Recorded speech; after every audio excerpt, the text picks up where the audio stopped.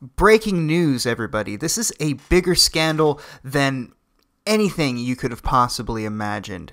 So Donald Trump eats 2 scoops of ice cream. Now, CNN has outdone themselves with some just groundbreaking journalism. James O'Keefe, eat your heart out. This is what true fucking journalism is. And so, as you might have guessed, they're being mocked pretty openly by just about everybody on the internet. And let's just go ahead and take a look at their lovely display of journalism. Time magazine got a scoop. Literally a scoop. One scoop for me, please. On the president's scoops, we already knew he hankers for taco bowls and Big Macs and KFC, eaten with a knife and a fork. We knew he sometimes insists on fellow diners eating meatloaf. We've heard him lovingly describe the dessert being served as he informed China's leader that U.S. missiles had been launched against Syria. And we had the most beautiful piece of chocolate cake that you've ever seen. Which brings us to ice cream. Now, in the Blue Room of the White House, the president sits down for a candlelit dinner with 3 correspondents from Time magazine. Dining with the enemies of the people. Of course they're going to notice every little thing. With the salad course, Trump is served what appears to be Thousand Island dressing instead of the creamy vinaigrette for his guests. And then the gem. At the dessert course, he gets 2 scoops of vanilla ice cream with his chocolate cream pie instead of the single scoop for everyone else. 2 scoops. 2 scoops for me, please. Tweeted one critic. So the whole dominance thing extends to desserts, too? If you type into Google 2 scoops, you come up with a load of articles. BuzzFeed, The Eater, which I've never heard of before, honestly. Newsbusters, a blog. CNN, The Federalist, The Independent. New York Magazine, Donald Trump continues to eat like a middle schooler. Yeah, that's, honestly pretty funny. But here's the problem. Reporting bullshit like this is exactly what got Trump elected. You know what I mean? I know that gets said a lot. That is a very common thing.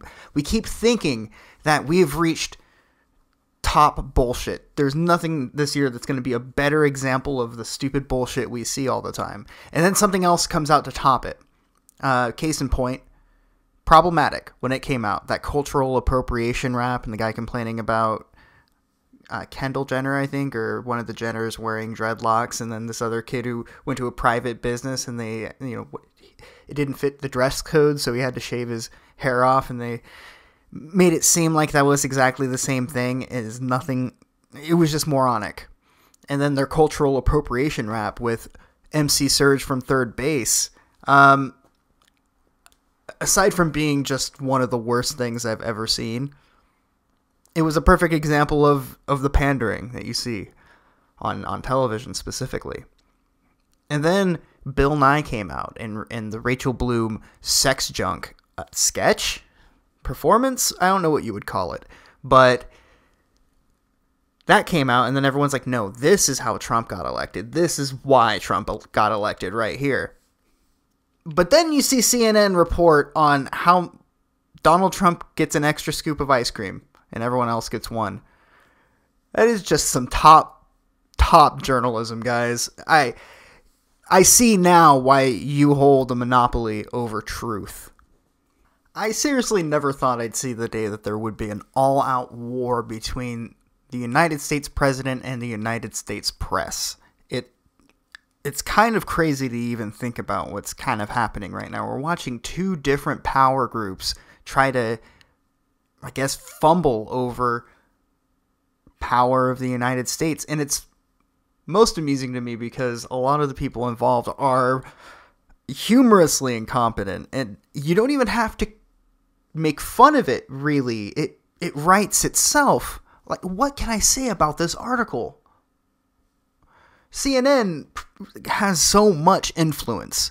They're practically a less effective version of the propaganda they have in North Korea. They attempt to kind of shape what everyone's talking about, and they selectively don't talk about things that most of the time ought to be talked about.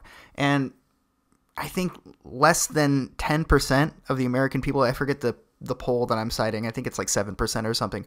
7% of people trust the mainstream media, like CNN, Fox News. what does that tell you?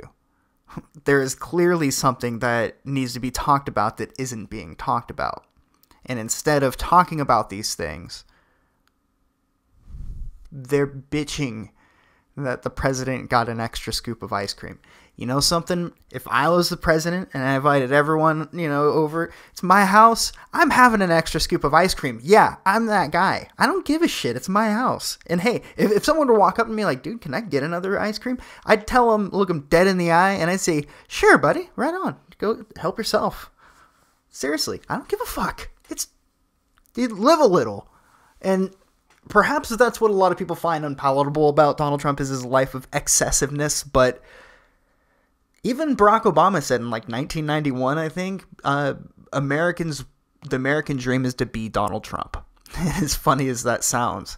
And look, we all want to be a big business tycoon. A lot of us do anyway. That'd be pretty sweet as opposed to working a job at, McDonald's, for instance. I mean, I don't think Donald Trump would trade it for the world, and I don't think there's a person that works at McDonald's that wouldn't trade their job for what he has right now. So, point I'm trying to make is Donald Trump is great. He's our champion against these asshats who pretend to be truth seekers. As much as I'm not in love with all of his policies or how, sometimes I think he might make a stupid decision or something, he put his foot in his mouth or sometimes even lies, I still like him. And it's because he's our champion. It's not even so much of he was elected. Donald Trump is a special human being. He's under a special set of circumstances where the media hates him so much.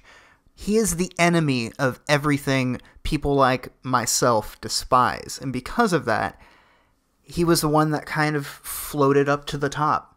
He was the one that everyone was like, no, I want to support Donald Trump because he's the one that they hate more than anything.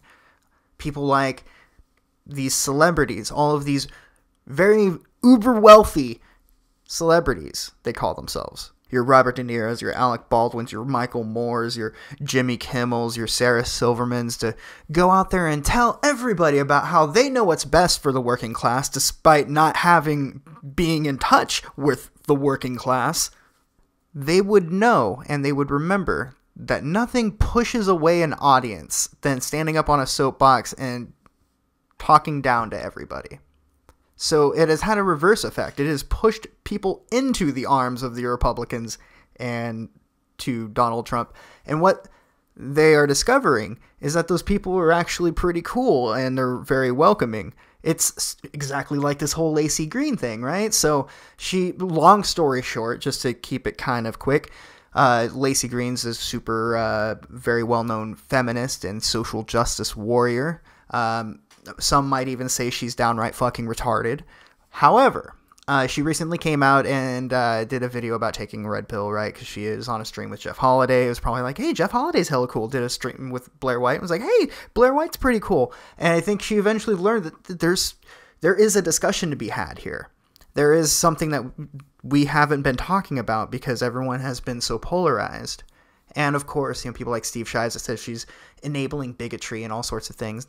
No, people like Steve Shives and like CNN, to bring it back a little bit, they'll conflate what you're saying with hatred or with violence in order to silence you. And with Donald Trump in relation to the media has been pushing everyone into the arms of Trump and to the Republicans and possibly never back into the arms of the Democrats. It makes me wonder, at least. So that's really all I got to say on the subject, because it's really self-explanatory, but holy fuck, I thought this was an Onion article when I read it at first, and it was a legitimate CNN Politics article. Note the in the corner, this isn't CNN Politics, for fuck's sake.